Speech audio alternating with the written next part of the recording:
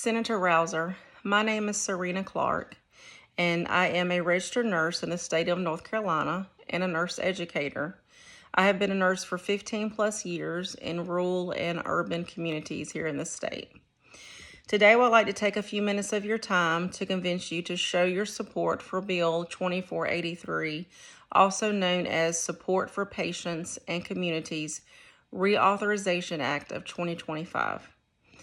This bill was introduced on March 31st, 2025, and is sponsored by Republican Brett Guthrie and Democrat Brittany Peterson. Please let me explain why this bill is important for the people of the United States and the United States veterans who sometimes feel forgotten.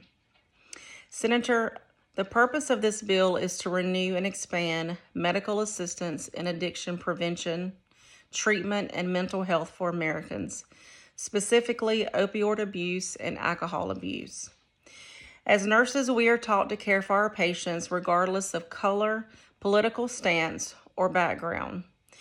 I once asked one of my patients why he chose alcohol, and he explained to me that his whole family had burnt in a house fire, and ultimately they lost their lives, and he lost his whole family.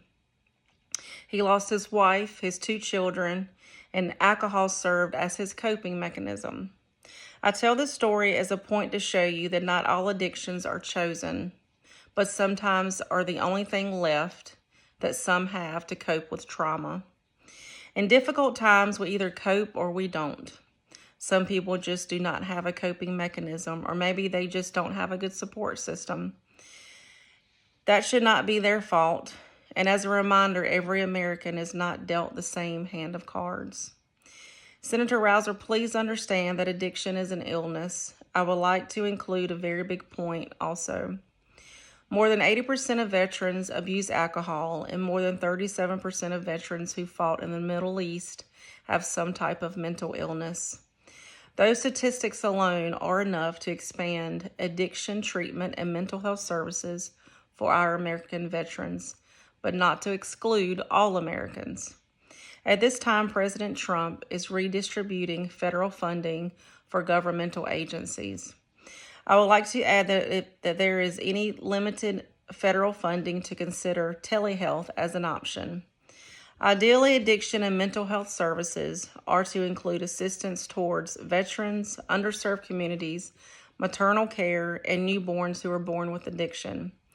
In 2024, the CDC posted updated statistical data that up to 120 American school-age children may have undiagnosed fetal alcohol spectrum disorder. What if the growth of addiction services was able to identify fetal alcohol syndrome at a newborn age? Those 120 undiagnosed American children would be identified and would have access to treatment prior to entering school. Senator Rouzer, again, this bill, H.R. 2483, Support for Reauthorization Act of 2025 for Patients and Communities. I urge you to join them in supporting this bill as well. As a reminder, this bill is to renew and expand medical assistance to Americans who battle addiction. And this is to include not only underserved communities, but also mothers, newborns, and American veterans. Thank you for your time.